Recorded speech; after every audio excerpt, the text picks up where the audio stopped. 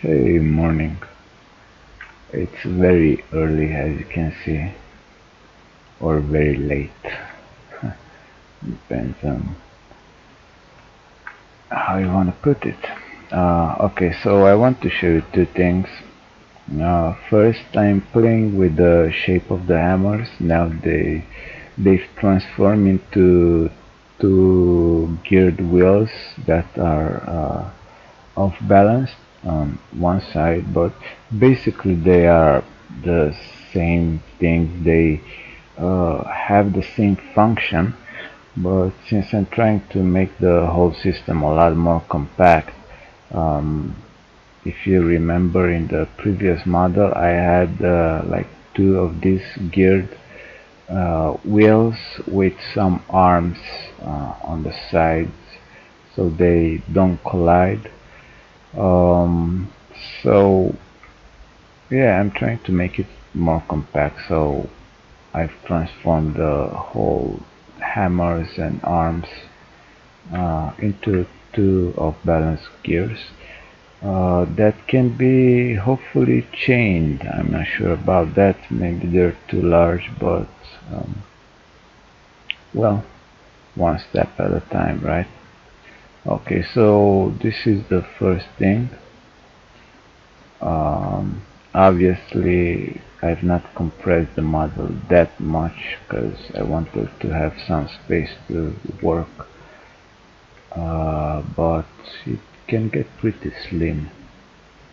Okay, enough about that. Now what I want to show you is, uh, if I remember right, there was something along the lines that Bessler found a way for someone to climb back the Jacob's ladder or something like that. Well, I want you to I want to show you what he referred at. Now, okay, full speed. Gravity is downwards, by the way. It's set up to be on Z plus. Okay, not sure if you catch that one more time. Okay, now let me go slow motion.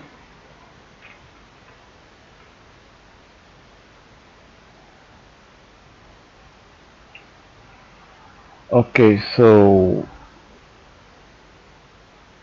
like I've explained in another post, when you have four weights that are placed like this and synchronized, linked together, what you actually have, it's as close as you can get to a flywheel, a perfect flywheel. And we all know that to spin a flywheel, even if it's a really heavy flywheel, you don't need much energy. Okay, but here's the thing, because we split it like this, it generates inertia, and it generates quite a lot of inertia because all this weight pretty much climbs, right? But there are some things that we need to take in consideration. Now, first is the weight of our weights or hammers or gears in this case, the weight of our main weight, which in this case has a double function. And you will be surprised, but did I mention speed? Yeah, turning speed if I did not, but that's a bit obvious. So let me get back, and you'd be surprised, there is one more factor that is quite important now, and that factor is the distance between these teeth. It's actually quite important.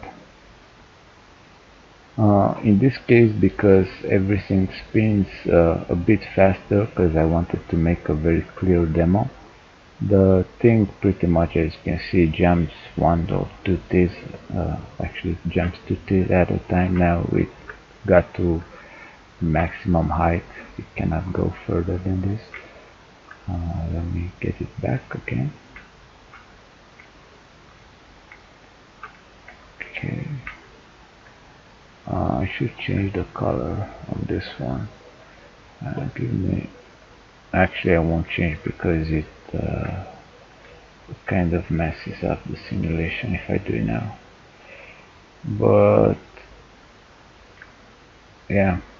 So the distance between these teeth is quite important because your speed is not always, at least not at first when the wheel starts, it's not jerking that much, it's not generating that much inertia, but it does generate some inertia. So